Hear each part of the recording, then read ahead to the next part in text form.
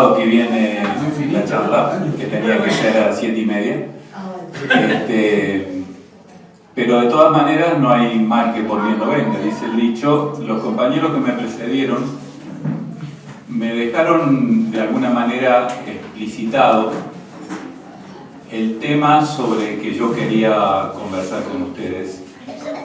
Y la palabra es esa, conversar. No quisiera hacer una charla académica, sino un intercambio, donde sí yo voy a tomar la responsabilidad de alguna manera poner el eje del tema, pero sí me gustaría que fuera una reflexión colectiva. Yo decía que los compañeros que me precedieron dejaron encuadrado el tema, primero porque Alejandro habló varias veces cuando hizo la descripción del trabajo con la juventud, pero apeló varias veces al llamado a la unidad, ¿no? Que evidentemente es algo que hemos aprendido a valorar en esta última etapa política a partir de la derrota del 2015 y de la estrategia, en mi opinión, diría que genial, de Cristina, de generar el espacio para construir una unidad que nos permita al campo nacional y popular retomar el gobierno. Y quiero aclarar, gobierno, que no tiene nada que ver con poder, ¿no? Porque eso es parte de lo que quiero que conversemos hoy. Y el compañero que lo siguió, que no recuerdo, Alexis, que hizo una especie de descripción pormenorizada de la situación latinoamericana, terminó de dejarme encuadrado el tema que yo quería charlar, porque a propósito yo le pregunté cuál era la propuesta, a propósito, y quizás se podía tomar con mala leche, digamos, porque alguien que está exponiendo, si le pedís una definición de ese tipo es como que lo dejás expuesto realmente, pero lo hacía no porque lo quisiera dejar expuesto a él, sino porque quería dejar expuesto que estamos frente a una enorme disyuntiva desde el campo nacional y popular, viendo cómo el poder real o los poderes reales han perdido absolutamente toda limitación en la decisión de recuperar para el imperio el manejo de los recursos naturales del planeta. Y me parece que ese va a ser el contexto donde va a arrancar el gobierno argentino el 10 de diciembre y donde se va a desarrollar y va a tener que atravesar un muy estrecho desfiladero donde permanentemente va a estar acosado y donde permanentemente va a tener que intentar resolver en condiciones muy desfavorables una serie de problemas que no lo vamos a resolver solo con unidad. O sea, ¿qué quiere decir? Que con los que somos no alcanzamos. Aun cuando mantuviéramos la unidad, que tampoco va a ser fácil. Primero porque no tenemos mucho ejercicio de unidad. No tenemos mucha experiencia de unidad. Partimos de una unidad que tiene que ver más que con el espanto que con la decisión. Y partimos de expectativas muy disímiles. Yo pertenezco a un colectivo a nivel nacional que se llama el Manifiesto Argentino, cuya propuesta central era una nueva constitución. O sea, ni siquiera una reforma constitucional. Nosotros nos proponíamos y nos seguimos proponiendo una nueva constitución donde se discuta de abajo hacia arriba, que ¿Qué hacemos con los recursos naturales? ¿Qué hacemos con el Estado? ¿Qué hacemos con las fuerzas de seguridad? ¿Qué hacemos con la educación? ¿Qué hacemos con el modelo productivo? O sea, una nueva patria. Estamos en el frente de todos. Como no somos un partido, tuvimos un papel muy importante en trabajar la unidad. Porque a no ser partido, muchos no desconfían de nosotros. Y lo cual, yo contaba hace poco en una reunión del Frente, que a la primer plenario nacional que yo fui del manifiesto, la discusión era si se convertía en partido o no.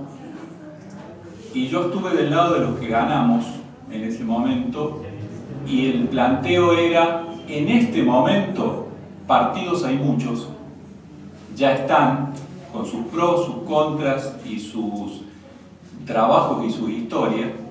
Lo que hace falta es gente a la que no le estén desconfiando cuando propone unidad, que no estén pensando que está ganando algo o llevando agua para su molino. Y triunfó esa postura, y yo me alegro porque cumplimos un papel bastante importante. Por ejemplo, contaba yo que la adhesión de Pino Solanas al Frente de Todos tuvo que ver con un trabajo concretamente de Mempo Giardinelli y Alejandro Mosquera, que son dos referentes del manifiesto. Porque fueron por un proyecto de ley, tuvieron contacto con él, y la primera vez que se encuentran, lo único que escucharon son las puteadas de Pino Solana contra Cristina. Tal es así que Mempo le dice a Alejandro: yo no vuelvo más a hablar con este gorila. Y Alejandro le dice: ¿por qué no volvemos? Y le planteas el tema. A partir de esas conversaciones terminó Pino siendo uno de los primeros que empezó a hablar de unidad con el gato silvestre C5N. O sea, ¿qué quiero decir con esto? Que la unidad va a ser muy difícil de conservar, pero aún en el supuesto de que la conservemos, no alcanza. O sea, yo creo que plantearnos hoy que esto es una disputa entre dos modelos, como si fuera un partido que está por empezar, es un error. Yo creo que el modelo contrario, el modelo que se suele llamar neoliberalismo, ya está jugando el minuto 90 y nos va ganando 7-0. El modelo ya está instalado.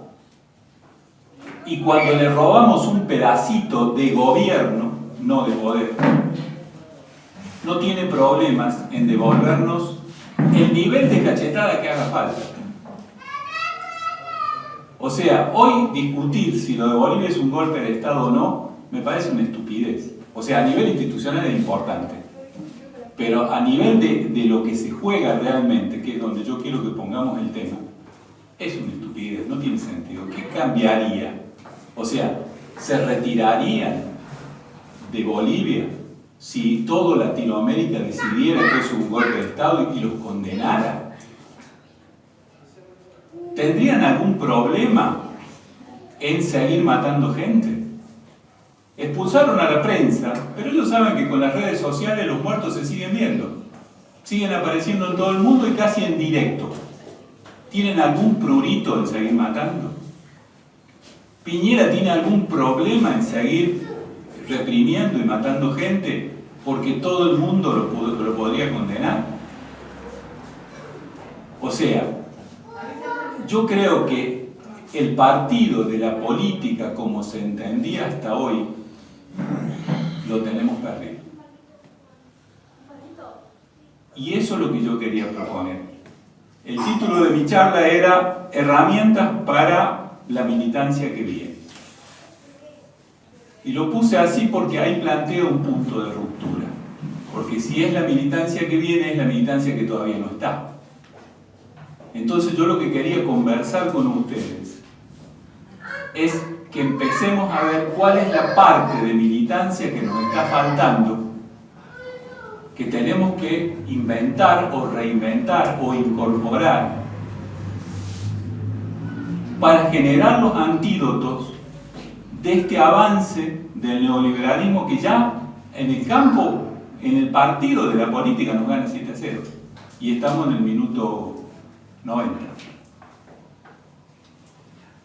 Yo quería plantearles algo que planteó el Papa y que me parece mucho más adecuado respecto de que si son dos modelos en pugna.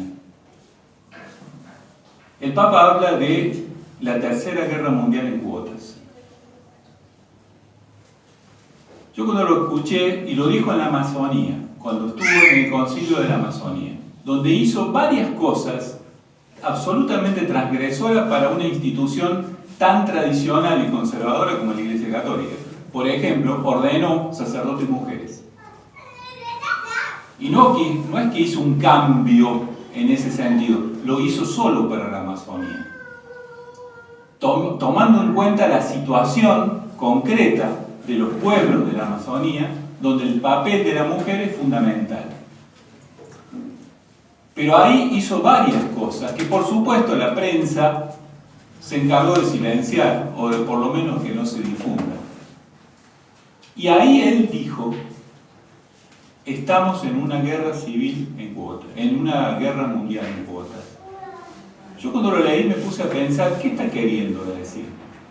Porque guerras regionales y en determinados lugares del mundo, creo que no ha habido un momento de la historia en que no lo ha habido. Siempre en algún lugar del mundo había guerras regionales, puntuales, locales. Entonces no se estaba refiriendo a eso. Entonces me puse a pensar, ¿cuál es el papel que tuvieron las guerras mundiales? Y las guerras mundiales se hicieron cuando el capitalismo llegó al cuello de botella que se genera por su propia dinámica de exclusión y generó una acumulación tal de un lado donde le empezaron a sobrar productos y faltar capacidad de compra a sus potenciales clientes.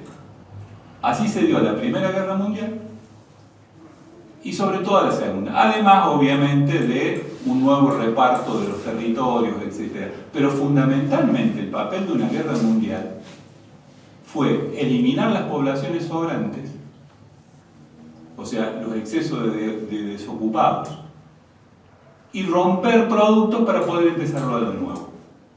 Era una especie de reseteo del capitalismo. Eso fueron las guerras mundiales. Después, con las armas nucleares, no pudieron hacerlo más. Porque una guerra mundial con armas nucleares no les conviene tampoco a ellos. Nos quedamos sin planeta. Entonces ahora la están haciendo en cuotas. ¿Qué es lo que están haciendo ahora? Eliminar poblaciones sobrantes. Por eso las matanzas que no tienen límite. Y a los que sobrevivan quedarán en un lugar, en una situación prácticamente de invisible. Ese es el plan. O sea que si nosotros queremos enfrentar esa situación desde la política como la entendimos desde que empezamos a hacer política, sobre todo nosotros que tenemos algunos años, no nos alcanza. ¿Cuál es el límite entonces? ¿Dónde hay otro partido que podamos jugar con algunas posibilidades de tener éxito? Yo veía el primer artículo del protocolo del golpe de Estado en Bolivia.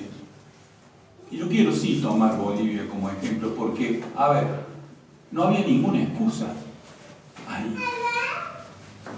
Era un país exitoso incluso desde los cánones del neoliberalismo.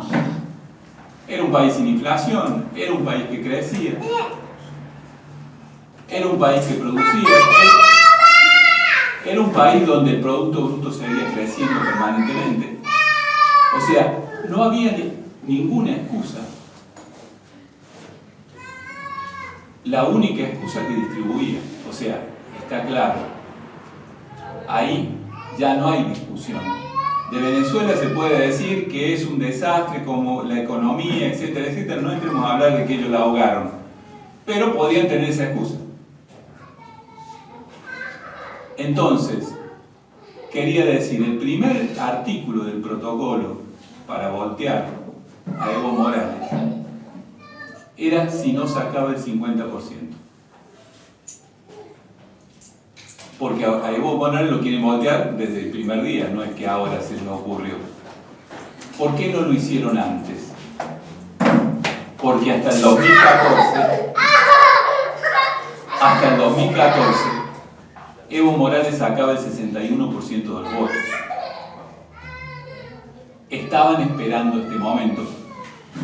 Podemos discutirlo y es absolutamente secundario por qué Evo perdió desde el 61 al 47. Evidentemente cometió algunos errores.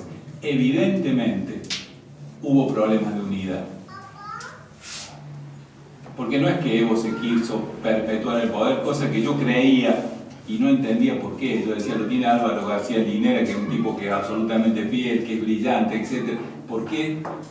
No, en realidad Evo tuvo que mantenerse y hacer todo lo posible por ser el candidato, porque los movimientos sociales que lo apoyan y que son muy diversos no se pudieron poner de acuerdo en un candidato. Evo era la prenda de unidad. Si no iba Evo, se rompía. O sea, esos problemas los vamos a tener. Pero también vamos a tener el problema, y esto es lo que yo quería plantear acá con ustedes, de ese 30 o 40% de esa población que va oscilando. Que es la que, si lo ponemos en Argentina, yo diría un 30. Yo creo que los gorilas o la derecha tiene un 30 y el campo popular tiene un 40. Hay un 30% que es la que va oscilando y definiendo para dónde va el rumbo del gobierno. Ahora, ese 30% que nosotros en ese partido sí podemos tener posibilidades. A ver, nosotros no estamos en una situación como Bolivia porque en las PASO sacamos un 17% de diferencia. Si hubiéramos sacado un 3%, estamos en pleno quilombo. Se recuperaron, hicieron un montón de cosas para recuperar, pero llegaron hasta el 8%. Si hubieran llegado a un 2%, estábamos en pleno quilombo. O sea, el partido que nosotros tenemos que jugar es sobre nuestro 40% para mantener la unidad, la movilización, la politización, y sobre ese 30% que no son enemigos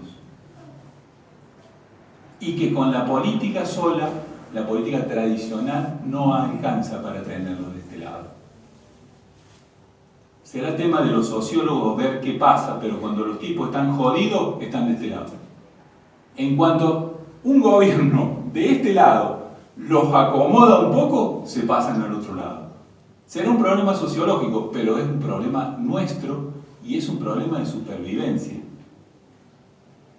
Porque si esta vez volvemos a perder, no van a llegar a las próximas elecciones para esperar que gane Macri.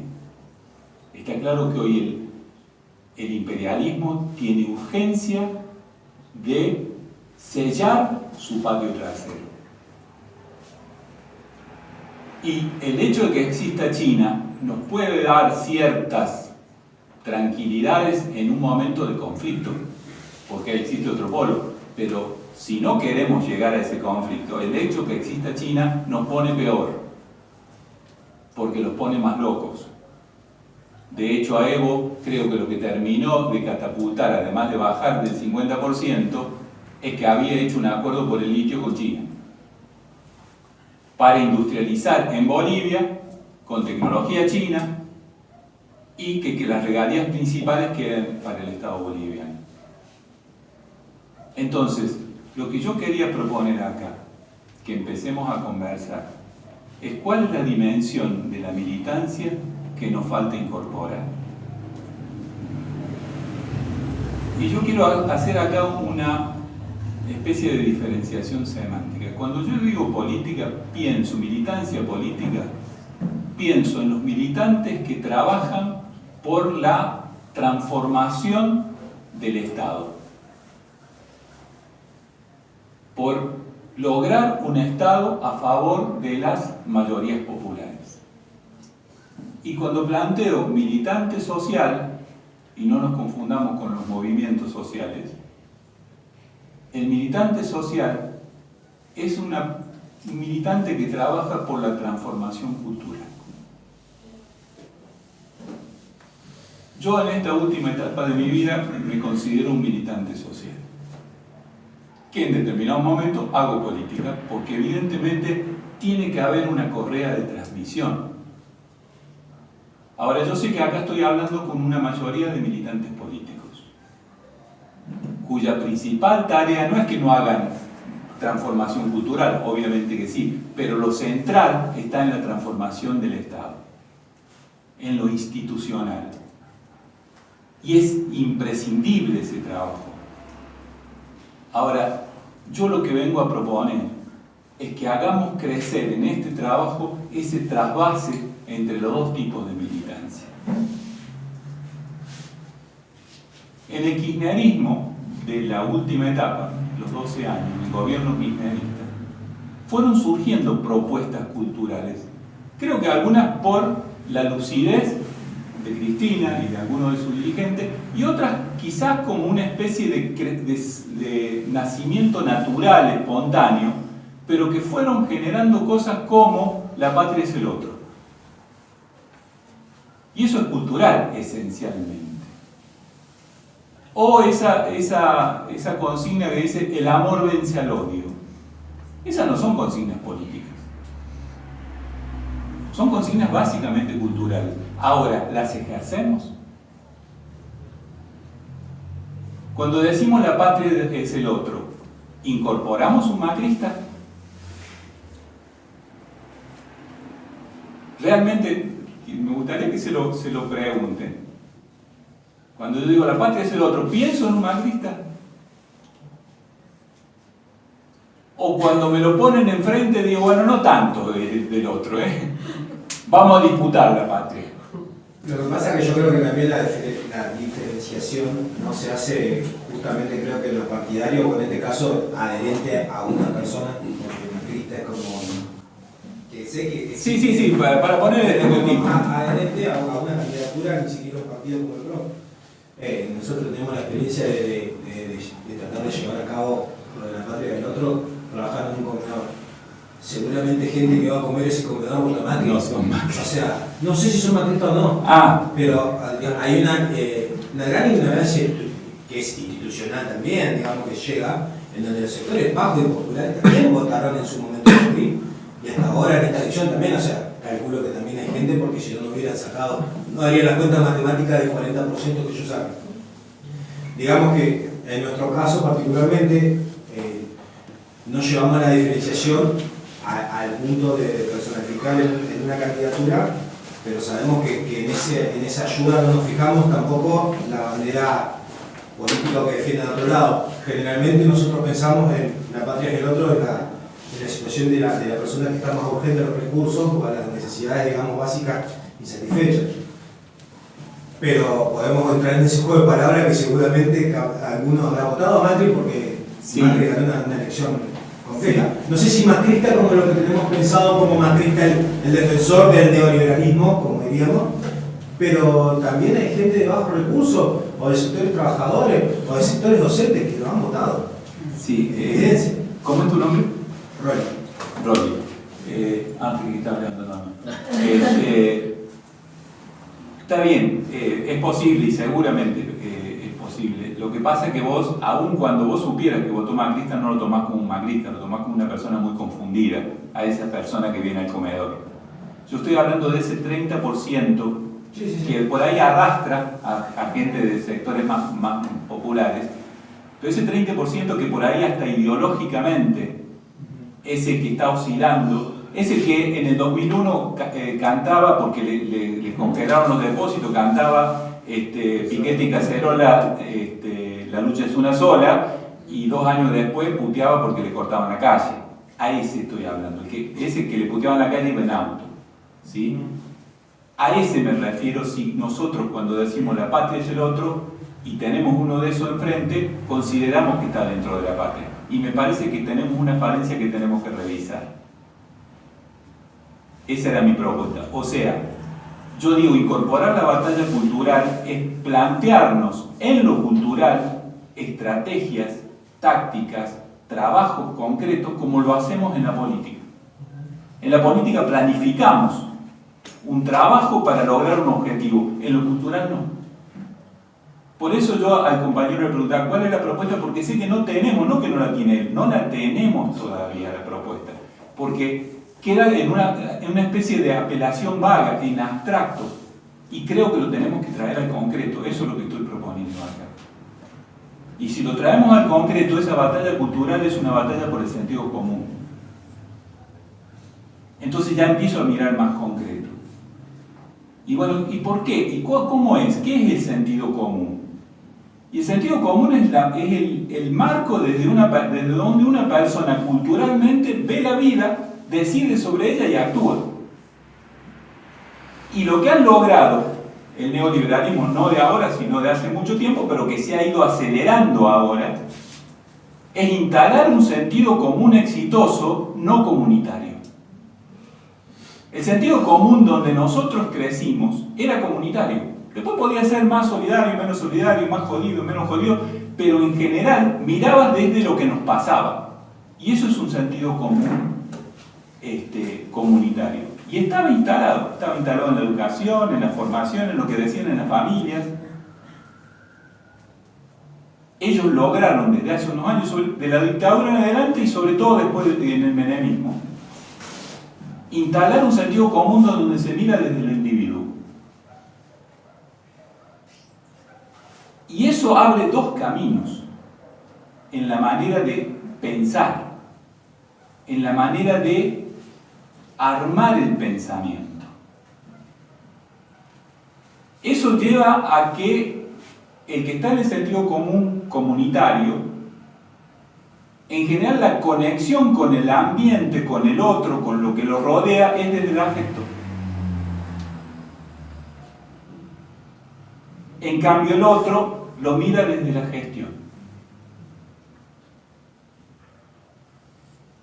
Y fíjate cómo se van abriendo los caminos. El que mira desde el afecto, en general reacciona desde lo emocional. Entonces, cuando las cosas van bien, lo que tiene es alegría, es disfrute, es una alegría compartida. Eso hace que se potencie. Por eso los que militamos alguna vez no podemos entender que la gente se pierda esa fiesta del alma que es militar. Ahora, ¿qué nos pasa cuando no sale bien? Nos envenenamos, nos enojamos y pasamos a esta otra reacción frente a la situación latinoamericana. Están esos optimistas en abstracto de debemos mantener la unidad, no se sabe cómo carajo, o los otros que entran en una especie de depresión y lo único que hacen es quejarse como pidiéndole a los malos que sean buenos. No corresponde que sean malos. Es que está planteado desde mi punto de vista. Exactamente. Bueno, yo lo que propongo, porque llevamos bastante tiempo trabajando en esas cosas, es que convertamos esto en una herramienta práctica y técnica, que nos formemos, nos capacitemos en entender cómo funcionan esas cosas y cómo funciona nuestro pensamiento al respecto. Que empecemos a trabajar y construir estrategias de ganar el sentido común. En este momento hay dos sentidos comunes compitiendo, por lo tanto no hay sentido común. Porque, por definición, si no es común a todos, no hay sentido común. Entonces, apelar a determinadas cosas que deberían ser es ingenuo, es inútil y a veces es estúpido y puede llegar a ser suicida. Tenemos que trabajar sobre nosotros mismos para construir una táctica y una estrategia de ir a ganarles el sentido común, así como le ganamos el gobierno a estos hijos de puta. Tenemos que ganarle la cabeza a ese 30%, no para que nos voten a nosotros, porque quizás sigan siendo medios individualistas y quieran menos redistribución y quieran un poco más de libertad para comprar dólares, como decía, y quizás voten un gobierno que le dé esas libertades, pero que no se peguen un tiro en los pies, porque nos pegan a nosotros también. Que haya determinados límites de soberanía, de decisiones autónomas, de un país productivo, de determinados derechos que no vuelvan para atrás. Ese es el único límite, ese es el partido que podríamos llegar a ganar, no la tenemos segura, pero la podríamos llegar a ganar, pero no podemos quedarnos con que ojalá llueva café en el campo. Lo tenemos que laburar. Yo traía acá una serie de herramientas para trabajarlas, pero sí lo que les quiero dejar, se nos va a hacer un poco largo, les quería dejar el encuadre y la invitación. Es nuestra propuesta y es lo que queremos poner al servicio, en este caso del Frente de Todos, de nuestra patria, pongámosle la escala que sea. Nosotros venimos trabajando hace mucho tiempo con esto, con técnicas de comunicación hacia afuera y hacia adentro. Porque yo tengo que aprender a cómo construyo mi realidad interna para saber cómo determinado sapo y los convierto en una milanesa. ¿Cómo puedo degustar un sapo con sabor a milanesa? ¿Y cómo puedo devolver de manera que el otro también crea con una milanesa cuando le estoy metiendo un sapo por abajo del plato? Tenemos que aprender a trabajar con eso. Nosotros tenemos alguna experiencia en eso y lo queremos poner humildemente al servicio de todos. Como no somos un partido, nadie va a pensar que le estamos robando porotos a nadie. Ahora abro la conversación.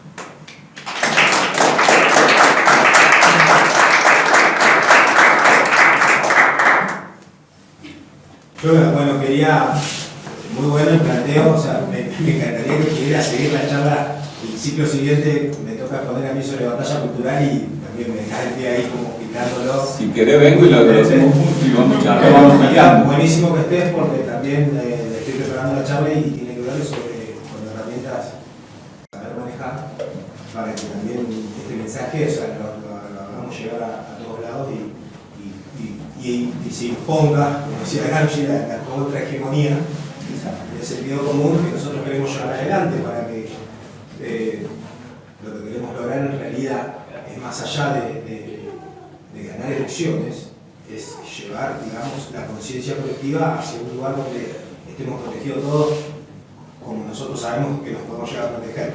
Yo lo pensé de la manera hacia la Argentina, pero sin escapar a la realidad latinoamericana que vamos a plantear porque lo define mucho, ¿verdad? Es lo que estamos pasando.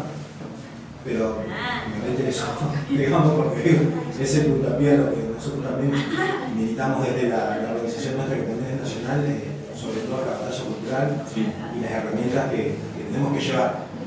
¿Por qué es tan importante el tema de las herramientas? Porque son muy cambiantes también, porque también el ideal colectivo va mutando con las nuevas tecnologías, con las nuevas cosas que van pasando, así como muta el neoliberalismo o el imperialismo en sus prácticas, que nosotros creíamos que hace un tiempo atrás creíamos que un golpe como lo hicieron a Evo era casi imposible que se logre al estilo tan setentista, digamos, como lo llevaron a cabo.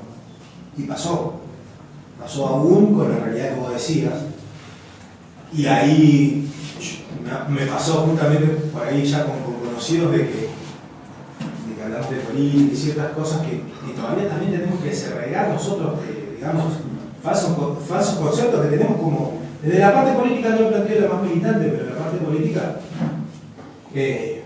como un gobierno que se merece un golpe de Estado debido a tal o cual obra que hizo. Sí, o sea, sí. no creo que hay puntos donde no tenemos que dejar ni entrar en el debate, como ¿qué gobierno se merece un golpe de Estado? ¿Qué puntos son los que no tenés que transgredir para que el imperio no te ataque? Dígame si no lo escucharon, porque yo también pero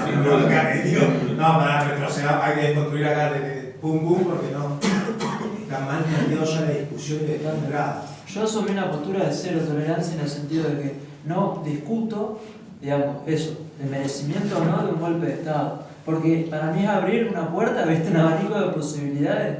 Pero, a ver, bueno, los canales de televisión y la hegemonía reinante te plantea ese punto de partida. O de hecho, pensar también en la lógica de la democracia tutelada, porque ¿qué es lo que no tenés que hacer para que no te... ¿Cuáles son los permisos? Hasta dónde te permiten y hasta dónde no. O sea, también es un proceso. Sí. Y recién de lo que decía de los golpes de los 70, más que de los 70, es de 1492. O sea, la violencia, la Biblia, los simbolismos de la religión, digo, el menosprecio de los pueblos originarios es prácticamente el genocidio de la colonización. Entonces, ni siquiera de los 70, hasta ese nivel hemos llegado. Bien, en esto que planteo que yo le decía, vamos a empezar a meternos un poquito más en temas. Sí. Esa discusión, ¿no?, que vos decías no le dejo entrar, ¿dónde se está generando? ¿Dónde se está dando? ¿Entre vos y el otro o adentro tuyo? Yo lo he visto en casos de sectores de la universidad que en grupos, por ejemplo, de WhatsApp se ponen a buscar justificación, sea por el organismo de la OEA, de esto y lo otro, para dar el debate. Sí. O sea, eso viene, Ale, sí. Digamos, nosotros trabajamos en diferentes ámbitos y escuchamos la misma discusión. También porque desde los medios, o sea, principalmente la hegemonía reinante del sentido común se maneja la religión, de los medios de comunicación, de la educación, son los principales pilares. Y hoy por hoy, o sea, casi, digamos, 90% o todos los canales menos 5N y Crónica que llevan ese punto de discusión. Entonces es lo que te genera la discusión en la calle de los formadores de opinión en el sentido común. Dicen, no, pero no se lo merecía. Ahora, yo quería poner un pequeño encuadre y después te voy. Yo hablaba de los dos sentidos comunes como si fueran dos caminos, ¿no? El sentido común que va por el lado comunitario, yo decía que en general deriva casi naturalmente de la alegría.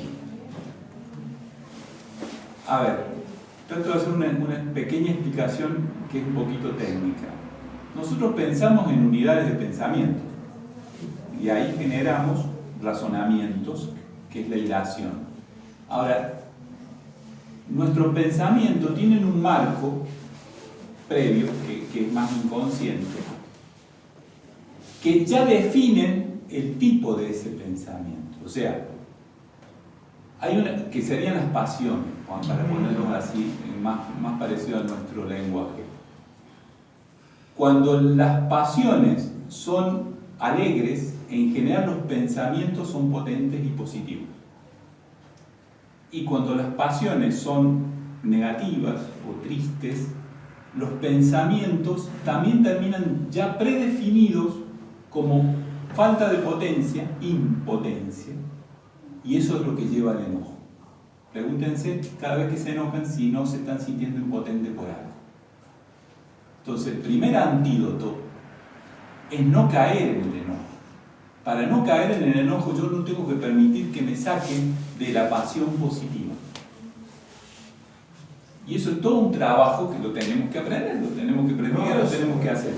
Pero, lo que quiero decir acá, cuando algo me hace enojar, me ganaron para el otro sentido común. Inconscientemente me cambié de camiseta. Cuando ellos logran enojarme es porque antes me hicieron sentir impotentes y el resultado de eso es que yo trabajo para ellos porque toda mi potencia se perdió. Toda mi potencia se perdió y entro en ese circuito de la pasión negativa, de la pasión individual. Pregúntense cada vez que se rompe la unidad del campo popular si no es eso lo que está operando. O sea que aún para conservar la unidad también tenemos que trabajar este tema. Tenemos que trabajar cómo generar y ser conscientes en ese mecanismo inconsciente, valga la redundancia, donde el otro me saca de mi ruta, me pone a pensar como ellos quieren que piense. Ese es un trabajo que tenemos que hacer colectivamente y llevarlo afuera. ¿Cómo lo llevo afuera pensando en ese 30%? Ese 30% me está escrutando todo el tiempo a mí militante, digamos, al que soy la correa de transmisión entre un gobierno popular, sus medidas, sus decisiones y esa población. Como me está escrutando todo el tiempo, ¿qué es lo que está buscando? ¿Cuál es la excusa para el golpe de Bolivia? Que se quiso perpetuar en el poder, que se saltó un plebiscito. O sea, en cuanto nos equivocamos en algo, le dejamos la grieta para que metan la espátula y empiecen a abrir. O sea, el otro paso que tenemos que dar, además de entender esto de las emociones, es ser impecables. Y ahí aparece la consigna esta del amor vence al odio. En el amor, si realmente lo milito, no hay excluidos. Y no estoy hablando, porque acá se puede confundir, de poner la otra mejilla, de darle la razón a cualquier cosa. Estoy hablando de firmeza, pero firmeza con autoridad moral. Entonces, además de trabajar esto, tenemos que trabajar entre nosotros para no permitirnos debilidades, para que las debilidades individuales queden absolutamente absorbidas por la fortaleza colectiva. Yo quiero contarles una anécdota personal. Yo fui miembro de la última comisión directiva de Agustín Tosco. Nosotros, nuestro gobierno, digamos, sindical, los beneficios que le daba a nuestros afiliados, que eran la mutual, y la obra social y las colonias de vacaciones, todo eso, dependían de la Federación Nacional. Nosotros éramos la oveja negra. El sindicato nuestro siempre estábamos peleados con la Federación Nacional, que estaba manejada por la derecha peronista. ¿Cuál era la manera de que ellos tenían de apretarnos? Le sacamos los desafiliamos, los dejamos sin mutual, los mismos afiliados de ustedes se los van a pasar por arriba. Llegó un momento donde el conflicto fue tan fuerte, no me voy a olvidar nunca, una de las veces que más miedo tuve en mi vida, fuimos a un congreso en Buenos Aires que se hizo en el Luna Park. Nos habían esperado, estaba lleno el Luna Park, nosotros estábamos ahí, estaba el gringo Tosco y éramos 3 más que estábamos encostados. Cuando tuvo que hablar el gringo empezaron los bombos, bueno, no lo escuchamos nosotros que estábamos al lado. Y ahí se produjo la ruptura. Cuando volvimos a Córdoba dijimos, bueno, ¿qué hacemos? O bajamos el copete y nos alineamos, o nos quedamos sin nada. Decidimos en la reunión enfrentar. Nos quedamos sin mutual, nos quedamos sin colonia de vacaciones, en un gremio de gente de clase media, porque era gente que ganaba un buen sueldo, acostumbrados, te imaginas, que nos vinieron al humo. Ahora, ¿saben qué pasaba? Que en ese momento, no todo el mundo tenía auto en ese momento, no era tan común el auto, pero en nuestro gremio casi todos nuestros afiliados tenían, porque eran gente de buen nivel económico. Los únicos que no teníamos auto éramos los dirigentes sindicales. Porque en vez de hacer horas extra íbamos a trabajar gratis sindical.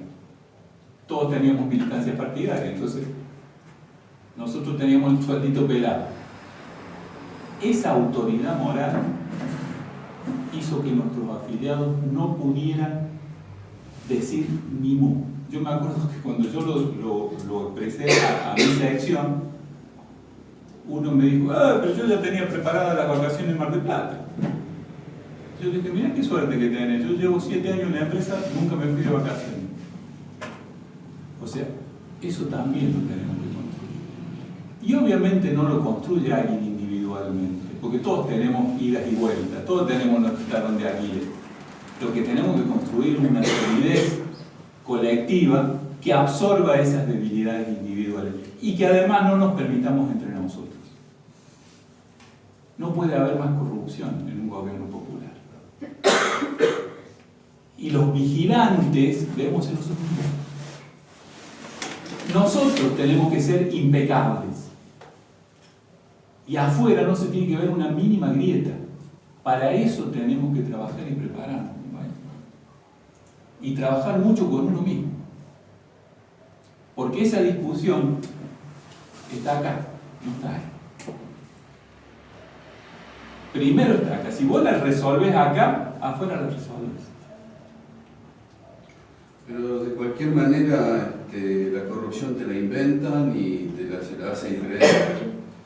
Y, o sea, tenemos la prensa en contra, los medios en contra y la justicia. Esos son los dos medios que ellos... Tienen todo el poder, todo. Por eso. O sea, Pero vos eso podés es... ser impecable, Evo era impecable, porque eso... No, no lo es. Pero... O sea, a ese nivel no lo es. O sea, porque no Evo, sino el proceso, por eso, por lo que te decía antes, él tuvo que pasarse incluso un plebiscito que él mismo llamó que ya no correspondía, porque se desarmaba todo si no lo hacía. O sea, yo estoy hablando de él personalmente. Está bien, pero Bretilnec acá hizo lo mismo y ganaron. No, puede haber sonado... el poder decide, el poder te pone en ese lugar. Si sos totalmente un corrupto o si está bien. Por eso digo que Macri hizo mil millones de cosas antiéticas, inmorales y... Por eso digo que en ese partido estamos perdiendo ya 5-0. Si nos quedamos solo en ese partido estamos perdidos. Yo quería decir una cosa que por ahí hace falta, que faltaría agregar. Esto de las tres, ¿cómo se llaman? Las tres posturas, la ley de los 3 tercios. La ley de los 3 tercios dice que vos, en política, hay un tercio que a vos te quiere y te vota. Hay otro tercio que no te quiere ni te va a votar nunca, y el otro tercio, lo que dijiste vos, que son los que están en el medio, que van para un lado o van para el otro. El problema es que, bueno, Macri gana porque, justamente por esto, por la prensa, por las redes que no las manejamos, por la segmentación que hacían de la población, o sea, un montón de técnicas de comunicación que nosotros no manejábamos ni nos preocupábamos. Bueno, ganaron. El tema es, lo que queda pendiente es que en todos estos años, si bien hemos ganado por 7, 8 puntos, la dificultad es saltar el cerco, o sea, dejar, por ejemplo, acá no hay ninguno que no sea militante que esté dentro de nuestro tercio. Entonces, la preocupación, el desafío es saltar el cerco y traer a los que están en el medio. Bien, de eso ese es el gran problema, porque esos son los que definen. Bien, de eso estamos hablando. Pero yo Que creo con la que política sola no la traemos. Mirá, nosotros el otro día lo comentábamos hablando de cuando hicimos campaña. ¿No? Se repartieron los barrios por agrupaciones, por organizaciones. Chao. Querías decir algo, ¿por qué no? Nada. Tengo la oportunidad el sábado 7 para decir lo que pensé. Así que vengan, están invitados, claro que sí. Bueno, Me voy a olvidar para el sábado 7. Cuando se repartieron los barrios, yo estaba en la reunión esa y dije, a mí no me des ningún barrio, porque nosotros no vamos a repartir volante casa por casa. ¿Por qué? Porque vamos a ir a los barrios donde los votos sean contrarios, en general, fuimos al Manzanar. Y en 3 horas habemos repartido 20 volantes como mucho. Porque ¿qué hacíamos? Con el volante lo que iniciamos era una conversación que a veces era una discusión. Y estábamos trabajando sobre ese 30% la mayoría de las veces.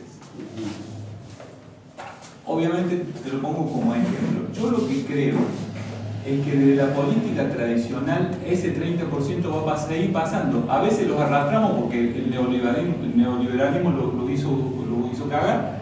Y cuando empiecen a estar bien, van a empezar a encontrar excusas y que la prensa y todo eso, como decir vos. Yo creo que con esa gente lo que tenemos que hacer es construir este otro partido que yo digo, este otro campo de batalla que es el cultural. Porque ellos, desde la lógica individualista, desde el sentido común individualista, tienen un problema vivencial. Porque lo que ha logrado el neoliberalismo, y por eso es tan fácil el odio, que el individuo cuando se queda aislado se siente vulnerable. Por más que tenga plata, por más que esté el gobierno que le dé las prebendas a él, siempre tiene miedo a algo. Ahora, por lo tanto, tiene una impotencia permanente. Esa persona, si le diéramos la oportunidad, se querría pasar. Lo que pasa es que, como vos decís, toda la prensa, todo trabaja en contra, y nosotros nunca nos hemos puesto a trabajar en ese campo como una estrategia pautada, programada y definida permanentemente, como una tarea. Nunca nos pusimos en esa tarea. Fíjate, de nuestros dirigentes ahora, al que más lo he escuchado hablar de eso es a Santoro. En general los otros compañeros, incluso he escuchado a algunos compañeros, lo escuché Sola por ejemplo, hablar despectivamente de eso. Porque fue Mempo Giardinelli a C5N, tiró algo de esto, por supuesto la prensa lo usó al revés y empezó a machacar con eso. Cuando le preguntaron a Sola, lo desestimó como diciendo, eso son boludeces que habla un tipo que no tiene nada que ver. O sea, hay una gran parte de nuestros compañeros que no solo lo ignoran, sino que son como reactivos a esa parte. Nosotros tenemos, sobre todo con las nuevas generaciones, tenemos que empezar a incorporar esa parte porque si no, perdemos.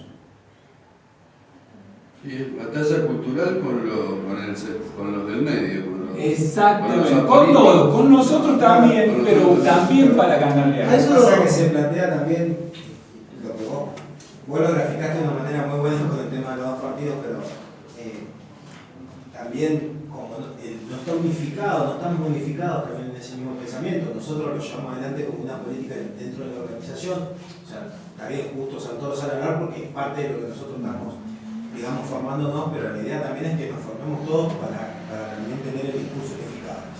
Ahora, ¿cuál es el terreno? El del militante. El terreno del militante que nosotros consideramos que nosotros como militantes debemos exigirnos a nuestros compañeros militantes y a nosotros mismos también ir al lugar donde no nos sentimos cómodos. El lugar donde no nos sentimos cómodos es el lugar que está planteando. O sea, tenemos que formarnos para ir a militar. Exacto. En el lugar donde no nos sentimos más cómodos, porque hoy estamos todos acá que no vamos a estar en mucho desacuerdo porque somos todos militantes. Sí, tenemos un marco común. De un colectivo que llevamos adelante. Pero sí tenemos que formarnos con herramientas claras, sobre todo comunicacionales, para salir a militar la parte. O sea, la militancia en sí nosotros la vemos es el trabajo está donde no nos sentimos cómodos, donde salimos de nuestro lugar de confort. Es ahí donde tenemos que salir a buscar y a explicar estas cosas. Pero para eso es necesario, digamos, implementar cierto trabajo que va, digamos, nace de la cultura. Lo que, la idea que por ahí plantea Santoro, que la idea de Gramsci, que es desde la cultura se maneja todo, lo económico, lo social, todo, la cultura, o sea, es, digamos, ¿por qué sigue prevaleciendo el nuevo orden mundial? Porque se planteó así culturalmente, primeramente, el nuevo orden mundial, y nadie va a ir a discutir, o los que fueron a discutir, digamos, como terminaron encarcelados y fueron los que fueron realmente peligrosos para ese nuevo orden y terminaron, o lo sometieron de manera para que no llegara a su idea. Creo que ese es el desafío que tenemos. De hecho, Macri, el principal objetivo de Macri no es la economía, sino el cambio cultural. Porque Absolutamente. a partir del cambio cultural viene todo lo demás. Y eso no era de Macri, eso venía de más arriba. Claro, ese es el Bueno, Cambiar la subjetividad de la gente. del que yo, piensa. las herramientas que tenemos nosotros las ponemos a disposición de los que quieran y bueno, vamos a seguir Yo nutriendo. quería. Antes estábamos nosotros. Sí. Pensábamos que era medio asambleario, ¿viste? Levantó la mano, no se respetó nada. Primero va la compañera, después va. No, es como que ahora ya quedó viejo. Se diluyó en la conversación. No, o sea, lo que yo decía es que, pensaba, es que a ver, o sea, esto de cuando vemos lo de Bolivia, también, o sea, lo vemos como en la escala pequeña, en otras discusiones, en que a veces en esto de querer la destrucción del otro, o en que vos decías, generarle la impotencia al otro, o sea, como que yo o sea, ese sentimiento que no sé, que lo veo como en el ser humano, en la mente, o no sé, de esto de poner desde una discusión política, desde un argumento, desde lo que sea, buscar en el otro que se sienta impotente, y lo veo desde el otro lado, de los que no están en el campo, y desde los que, o sea, serían de los que son de ese 30% que están convencidos.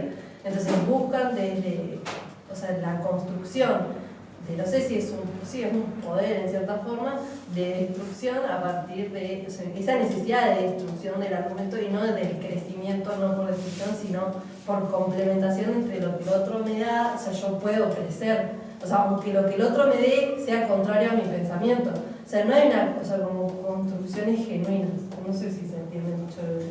Sí, creo que te entiendo. El tema que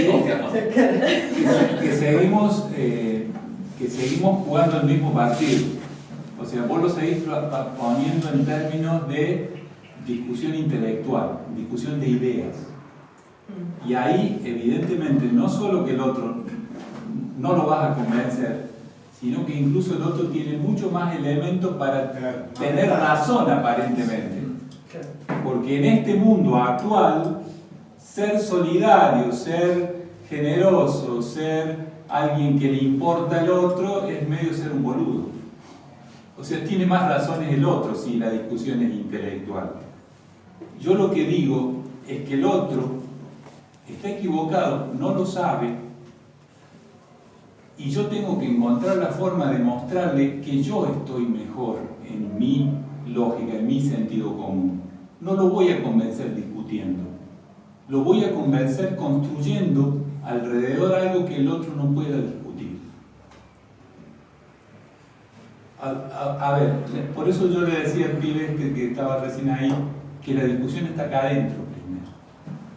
O sea, si frente a la injusticia que genera el poder, yo me siento mal, yo entro en el juego del otro, yo propicio el triunfo del otro. La discusión está acá adentro. La persona, a ver, cuando vos discutís o te enojas con tu nena y ella está emperrada en algo que sabe que estás equivocado, que vos sabés que está equivocado, por lo menos pensás que está equivocado, ¿te lleva a la impotencia? ¿Te lleva a enojarte tanto que la odies? No. ¿Por qué? Porque partís de un marco donde das por sentado que ella tiene una capacidad limitada de entender las cosas, porque es una nena. O sea, la pones en el lugar de alguien que no está en las mismas condiciones que vos. Bueno, el tipo ese del 30%, que está totalmente convencido de que el neoliberalismo es lo mejor, pero vos sabés que no le conviene, está en las mismas condiciones que tu nena. No tiene la capacidad de entender lo que le está pasando. Si yo lo miro desde ahí, ya mi posición es absolutamente distinta. Y no es una discusión de igual a igual.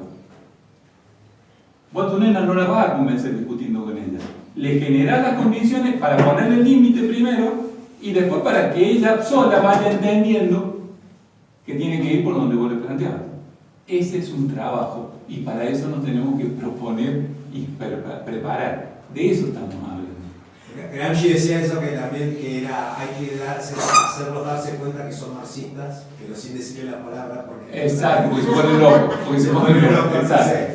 Volver, digamos, con la herramienta. Entonces, cuando Cristina se subía al balcón o agarraba la cadena nacional, lo único que hacía era generar los votos de Macri.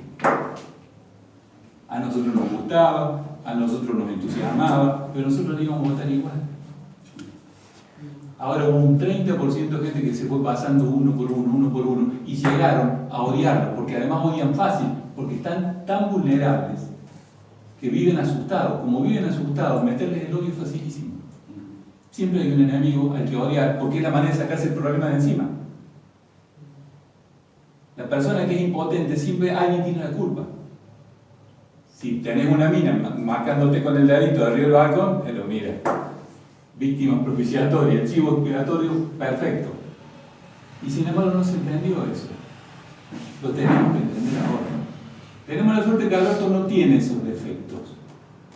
Pero tenemos de todo en el campo del Señor. A mí me genera un poco de tensión lo que estás planteando. Seguro. Está bien, O sea, Esa era la idea. me gusta. Primero me hubiese encantado que los compañeros que expusieron se hubiesen quedado, porque también esperé hasta el último sin interrumpirlo para tratar de dialogar algunos conceptos que ellos habían planteado, pero bueno, no pudimos compartir eso. Pero me interesó lo del planteo de ustedes porque me genera algunas tensiones. En esto, por ejemplo, yo no sé si llamarle defecto a las formas de Cristina. O sea, no sé si es un defecto, en qué punto, y no sé hasta dónde es una virtud, qué punto. Y también me genera tensión esto de pensar de que el otro, o sea, partir de la idea de que el otro o está equivocado o tiene un marco como el de la hija de ella. Sin hablar mal de Cristina. O sea, me parece... Desinformado, digo. Claro, creo ¿Cómo que... va a ser presidenta? Creo que sí coincido en la cuestión de los marcos, ¿no? O sea, los marcos que te permiten, como estos anteojos, ver la realidad de una manera o ver la realidad de otra. Y creo que la batalla está por ver quién impone la verdad.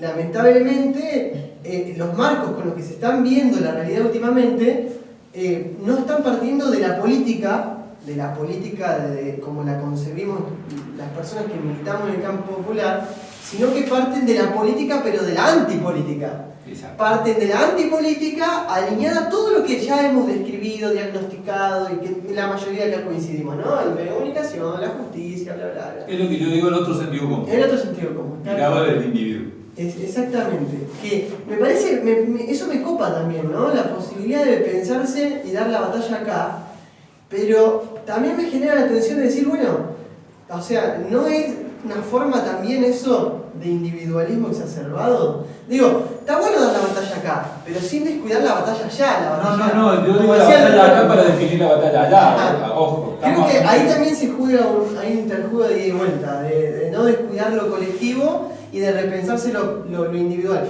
Y repensar lo individual en el término también de la construcción del sentido común, que muchos acá, o cuando vemos a 5N, o cuando escuchamos a un compañero o compañera que está en un programa exponiendo o haciendo un análisis de la realidad de Latinoamérica y demás, en general siempre se habla esto del sentido común como una cuestión de analizar lo que pasa en el contexto latinoamericano, en el contexto del mundo, con las políticas de ajuste, con el neoliberalismo, con que si Macri esto, Macri aquello. Pero, ¿qué está pasando con nuestro sentido común del más acá del militante dentro de distintas estructuras? Porque hay que repensar también el sentido común adentro de las estructuras de acá. Porque no es casualidad, a ver, analicemos sin ir más lejos lo que pasó en Río Negro. En Río Negro la fórmula del Frente de Todos a nivel nacional arrasa con la elección. Pero no somos capaces de articular un sentido común para darle vuelta a una elección a Beretilnet. O sea, ¿qué está pasando en la estructuración del sentido común de los militantes, de los dirigentes, que todavía no sabemos entretejer una cuestión de sentido común colectivo, comunitario, que nos identifique a las mayorías en Río Negro para ganarle una fuerza política que se inventó hace 2015, hace 4 años, por más que venga gobernando desde que se murió el gringo Soria. A ver, o qué está pasando de la inmigración de los dirigentes desde enero hasta ahora, de cuántos dirigentes del Frente para la Victoria que emigraron hacia Juntos Somos Río Negro.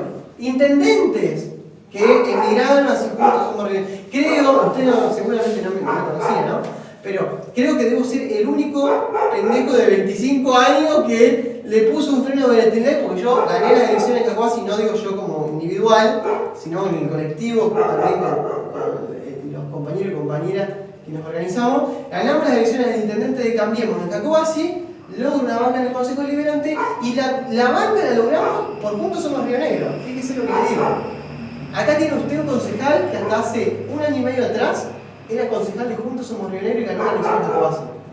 Y ganamos una elección con Juntos Somos Río Negro porque con el PJ no se podía construir. Exacto. Un PJ pichetista, un PJ conservador, un PJ ortodoxo, de que si vos no naciste hijo del peronista y te leíste La razón de mi vida y no cantás más fuerte la marcha y no podés construir. Tuvimos que organizarnos y utilizar la fuerza hasta no lo toleramos más cuando recibimos los 3 aprietes de aprobar el consenso en el Consejo Deliberante. Recibimos el apriete de aprobar, que ahora mañana, el lunes tenemos una asamblea en Cacoasi grande, porque en la línea sur estamos discutiendo la mega minería, y yo no voy a dar un brazo a torcer en ese sentido, porque Beretilnec, junto con Macri y Migens, el amigo de Macri que compró el proyecto Calcatrego a 60 kilómetros de Cacoasi, nos quieren poner el proyecto extractivista megaminero con cianuro, y me apretaron por eso. O también me apretaban cuando andábamos en la calle porque Beretilnec se iba a firmar a Buenos Aires con todos los gobernadores, muchos de ellos hoy en frente de todos, la reforma previsional del pacto fiscal, y nosotros estábamos con los gremios en la calle. Entonces, llegó un punto en que eso se tornó fuerte. Y no estoy acá porque hubieron compañeros dirigentes del Frente para la Victoria, Frente de Todos, que venían a decirme, che, vení, vamos a construir, vamos. O sea, no está esa amplitud que usted habla, que está buenísimo y que hay que plantearla. Estoy por una cuestión de contrapoder, primero que lo tuvimos que usar bien usado a Beretilnec para ganar una elección en Cacoasi. Porque es imposible en el bipartidismo de un pueblo que siempre fue radical o peronista, y que los dos, en un pueblo chiquito como Cacoasi, son gorila, oligarca y de derecha.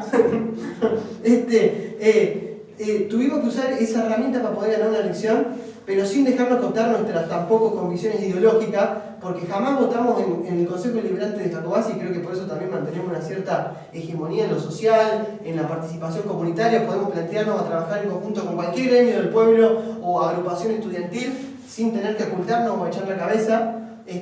Porque saben bien qué representamos y nunca dejamos de representar eso. Y no representamos un partido político, una estructura. Representamos un conjunto de ideas y de valores que después, hace muy poco tiempo, dirigentes, qué sé yo, como Martín Doñate, vinieron y nos propusieron, porque vieron la construcción que tenemos en Cacoasi, de integrar la lista. Me tocó integrar la lista de Frente de Todos, candidato a diputado nacional suplente, ahora en las últimas elecciones, como también un reconocimiento, si se quiere, a esa labor militante que llevamos. Buenísimo. Pero no hay una apertura desde la dirigencia, sin la militancia. Hay un sector militante que responde directamente al kirchnerismo en Cacoasi, que no lo dejaron construir tampoco de la unidad básica del PJ por estas cuestiones. Cuestiones de que no abrieron la unidad básica para las elecciones porque decía que había que respetar al senador, porque el senador había hecho cosas por Cacoasi. A ese nivel llegamos. O sea, digo, ¿cuál es el sentido común que se articula? Y por otro lado, la articulación del sentido común de hoy no la está dando la política, la está dando los medios, la está dando todo lo que analizamos recién, pero fundamentalmente la está dando las iglesias. Hoy recluta más gente, una iglesia evangélica y más pibe, con todo el marco visión de vida, de la libertad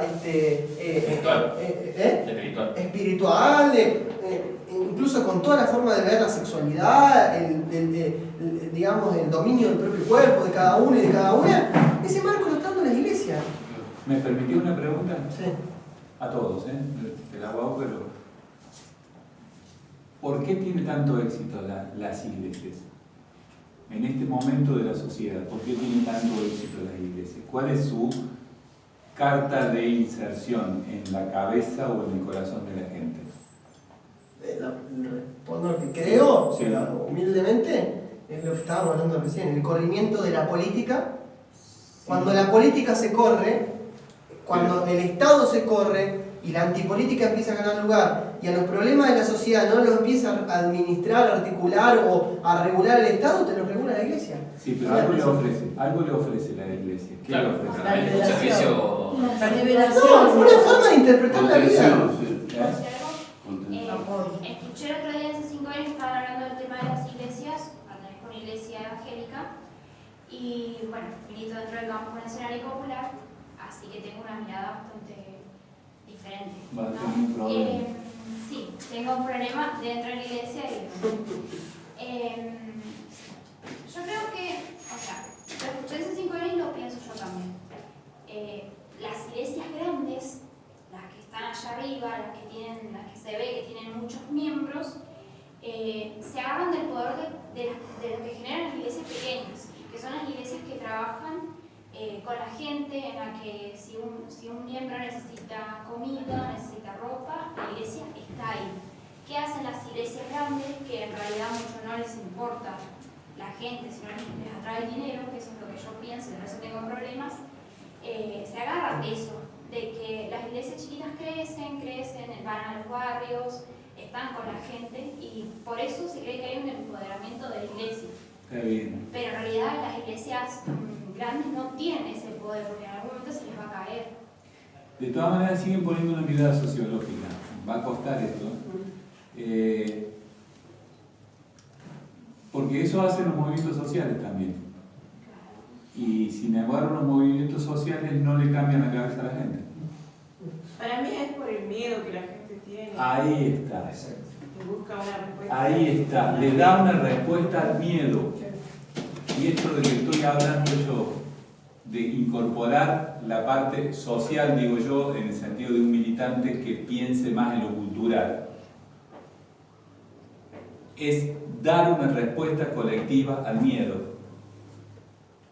Porque al individuo, cuando lo dejaron en individuo, cuando rompieron el sentido común comunitario, cuando yo era chico, yo últimamente vengo diciendo que a lo que máximo aspiro antes de morirme es volver a ver Argentina como era cuando yo era chico. Fíjate vos, y no era una patria socialista, pero era un lugar comunitario. Había ricos, había pobres, pero los pobres no eran miserables. Vos le decís, perdón, sentido, porque estaba hablando de sentido común. Vos decís sentido común al sentido de lo comunitario, no al sentido común. Yo digo que hay dos sentidos comunes. Uno que venía de siempre, que era el comunitario, porque el hombre es un ser gregario. El hombre necesita sentirse en comunidad. O sea, a la vivir en comunidad. Y el neoliberalismo rompió y puso un nuevo sentido común competitivo, que fue ganando espacio, que es el hombre mirándose como individuo. Cuando eso es antinatural. Ancestralmente, ese hombre se siente desamparado, se siente huérfano. Por lo tanto, empieza a ser vulnerable y por lo tanto es manipulable y por lo tanto se lo carga de odio fácilmente porque está asustado. Las iglesias vinieron a responder ese miedo desde lo individual.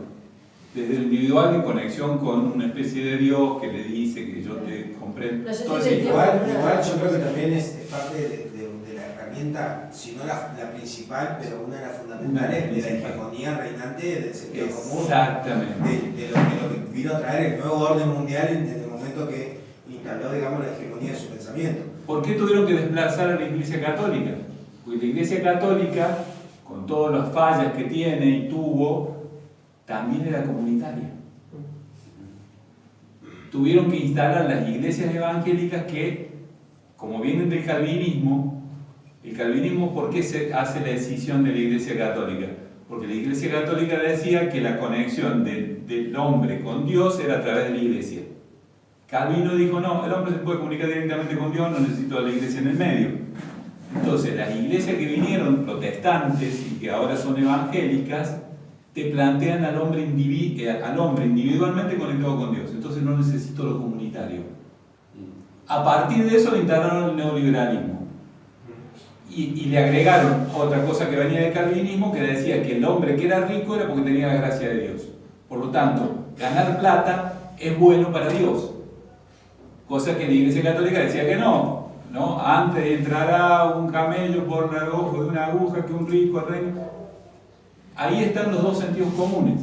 Pero es lo que yo, igual, con lo que vos planteaste, quería volver a decir lo que, un poco volver a lo que estábamos hablando, porque por ahí nosotros lo entendemos desde el método de esa misma hegemonía, o lo intentamos entender desde el método de esa misma hegemonía. O sea, miramos a través de como decir, ¿por qué vos pensás así? A ver, me quiero poner a ver cómo pensaste. Y porque nosotros estamos en otro partido capaz que ya jugando, entonces esto nos parece tan... Pasé una elección en Estados Unidos que es algo que por ahí lo llevo hasta qué punto afecta. Trump, que dijo durante su campaña que los inmigrantes eran el problema, porque el neoliberalismo tiene por ahí, el manual del neoliberalismo es asumir, buscar un enemigo principal donde pueda atacar para poder. Técnica discursiva, digamos, del que maneja el poder.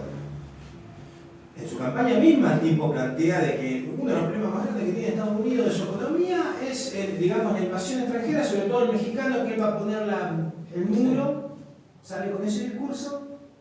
Y en los ámbitos, digamos, extranjeros de votación, gana. De mexicanos. De mexicanos gana él. Entonces, ¿cómo gana? No, porque, ¿qué pasa? Lo que sale a decir Trump, por un lado, es una cosa, pero la construcción cultural que hay sobre todo lo que te ataca a vos todo el tiempo, tele, radio, revista, una canción, una poesía, te está llevando al otro punto. Entonces, por más que me digas tu tipo, lo voy a votar igual. Yo cuando hablaba con Leo la última vez que vino, que me decía que él sabía que era lógico que iba a ganar Bolsonaro, me dice, fui a las favelas y veía a los negros descalzos, sin zapatillas, con la remera de Bolsonaro. Sí. Entonces es una construcción que ahí volvemos a lo que estamos Ese es el partido que tenemos. desde la cultura, es de donde es el bombardeo constante de todo, que hasta por más que vos sepas que él te está diciendo, mirá que hay un hijo de puta, te vas a cagar y lo votan igual. Mirá que odio a los negros, Claro. Y el negro votaba a Bolsonaro. Es tan honesto que me lo dice, así que lo voto. Claro, pero porque la construcción cultural es tan fuerte, está basada sobre pilares tan, digamos, arraigados que como la iglesia, el sistema educativo y los medios de comunicación, que terminan, digamos, por más que vos sepas lo que es, o nosotros desde la lógica que lo miramos, no, está invadido culturalmente, infectado. Pero si votás Macri porque no lo iba a robar porque ya era rico. Ponele, esas son las faltas. Yo me tengo que ir, Sí, me están esperando de volver para la Roca. Igual, no sé, mañana si están, yo puedo tomar más. Agregamos con marcador la lapicera. Te quedás. Y si no venís el sábado, quedamos la charla ahí con el compañero. No, yo tengo que volver a Jacobasi. Mañana porque sigo con una capacitación que estoy haciendo acá. Pero, a ver, estos temas creo que los tenemos que difundir. Nosotros estamos a disposición, así que se nos invitan con un chivo a... Pero ni a hablar, esperamos que no lo sí. Así que bueno, chicos, muchas gracias.